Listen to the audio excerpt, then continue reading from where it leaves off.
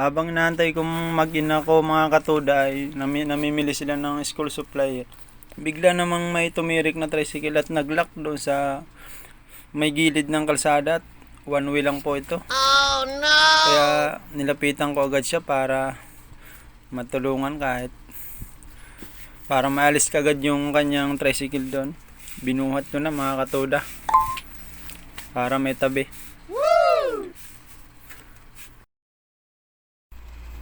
Hindi kasi alam ni kuya ang kanyang gagawin kaya dinala namin doon sa may dulo at napangitiman lang siya kahit konti.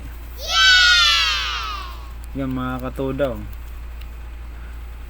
doon namin dinala sa may sulok para hindi nakambala sa daan.